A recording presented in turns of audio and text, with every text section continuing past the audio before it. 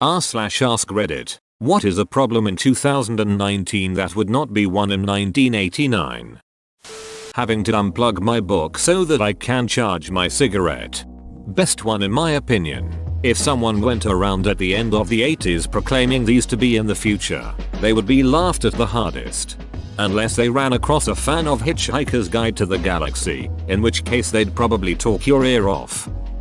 Captain, can I come see the cockpit? I remember flying by myself as a kid in the mid-90s and them giving me a tour of the plane and hanging out with the pilots in the cockpit. That was the coolest shit ever. Do you like gladiator movies? But seriously, I loved being able to go see the cockpit while flying. British Airways had 2 different kids clubs where you earned air miles to get stuff, but only if the flight crew filled your flight logbook. Smoking on a plane. It blew my mind when my mom told me that the hospital asked if she wanted a smoking or non-smoking room when she had me, and people used to smoke while they shopped for groceries, just flicking ashes on the floor like it's no big deal. My dad is 70 and told me when he was a kid, my grandma would smoke and shop and she would throw her cigarette butts on the floor of the store and leave them there. I guess it was the bag boy's job to pick them all up. Google outage. Google shuts down Gmail for an hour to show its immense power is my favorite Onion video. Here's the video for those that want to see it. It's great. Being in the toilet without your phone, LOL. I can't count the number of shampoo bottles I read in the 80s and 90s. I made up a game where I had to find one word beginning with each letter of the alphabet. It could be from any label, bottle, or product that was close enough to read the lettering.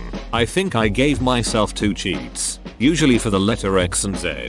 Open bracket. To cheat would be to find the letter X in a word, but the word didn't have to begin with X. It's not very fun, but it passes the time when there's nothing else to do. Having millions of people you've never met actively trying to dig up dirt on you and generally ruin your life because you said the wrong thing. I felt oddly compulsed to check your profile. Compelled. Trying to retire comfortably on $1 million. Just over $2 million today when compensated for inflation. But in 1989 you could have bought 2 million shares of MSFT. Waiting in line to go through airport security. Yeah, I hate the shoe bomber, particularly now I have to talk my shoes off in the airport and I can't take water bottles on the plane because God forbid I stay hydrated. Yes, I know I can take bottles on a plane, but I feel like I am doing something illegal when I do it. What if I sip the water to show you it's not bomb water? It might be sippable bomb water. Phone going off in a movie theater. This wasn't commonplace, but not unheard of in 1984, especially with doctors and important businesses types. 1-800-SKY page. But didn't most people have pagers if they were out? In 1984, it would be very rare to see someone receiving a call on a cell phone while in a movie theater. I don't suppose it would have been impossible, but not at all likely. Kids under 10 years old being out and about with no adult supervision. Media fear-mongering has made the helicopter parent phenomena so much worse. Parents are terrified of strangers around their children despite the fact that they are far more likely to be harmed by someone they know. I live in suburbia with kids. It's a very safe area and my child is well informed on e.g. what to do if someone pulls up to you in a car. My main concern in letting him run around is not someone snatching him, but rather having a Karen call CPS on me for letting my 9-year-old bike down to his friend's house. Texting and driving. Edit. Distracted has for sure been a thing ever since there was something possible to drive. Specifically though, texting and driving became more and more of a problem as texting got cheaper and easier. Probably been a problem since the first guy tried writing a letter on a horse. Dearest Margaret, it has been some 5 days since we set out toward Getty, dammit. Them potholes. I picture a poshly dressed gentleman with an ink dip pen. Thank you for the laugh. Being left the duck alone. Used to be you could disappear for the day and nobody was getting a hold of you until you came home. I lost all service for 2 days. People thought I was dead. I was just chillin' reading books. I can imagine that coming in handy if you got kidnapped. Or, like, fell down a well or something. Having a drink with Bill Cosby. You wouldn't think back then anyway. Quaaludes do that to a person. Not so fast, their friend. Former comic. and it's been a known thing among for some time. He's been doing that at least since the 70s and some say even earlier. There are comics that knew it and comics that still don't believe it. I was warned never to be alone with him long before Hannibal Buress blew it all up. https://www.latimes.com Entertainment Lorette Bill Cosby Timeline Hutmel Story. HTML Honestly, it's FKN sad to see someone who was so successful in comedy go that route, and unfortunately he's not the only one. And won't be the last, Everyone complaining about the actor who's going to play Batman. Mr. Mum is going to be Batman? But he's a comedian. He's perfect for such a light-hearted, campy character. Measles outbreak. Measles was effectively eradicated in the US in 2000. Now we're suffering through the worst outbreak since 1994. The anti-vax movement has set public health back almost 25 years. Edit. To everyone harping on me about unchecked third world immigration causing measles, I recommend you read the post u/KCB 1986 made further down in the comment chain. Even the CDC, the government itself, is saying that foreign sources of the measles outbreaks have come from places such as Israel, Ukraine, and the Philippines. The first two are modernized countries and the Philippines is a rising nation, not a third world country by any stretch. No amount of gaslighting is going to make your Fox News talking points a reality, so just stop. Edit 2. Thank you for the gold. If anyone else is thinking of gilding a comment, seriously, gild KCB 1986. He wrote an excellent post dispelling a lot of bullshit. I'm just giving attention to it up here. I'm honestly not surprised that the anti-vaxxers don't notice what damage they're causing. They're dumb enough to believe the things they do. Getting charging anxiety over all of your devices. Smartphone, tablet, laptop, Bluetooth earbuds, smartwatch, etc. that you need to make sure are always at 100%. As someone that had a Game Boy and tape player in 1989, LOL. 15 pounds of dead AA's later. Putting a USB in but it doesn't work, so you flip it over and realize you had it right the first time. But we had to straighten bent pins on our DB25 serial connector so we could connect the dot matrix printer instead of the 1200 baud modem.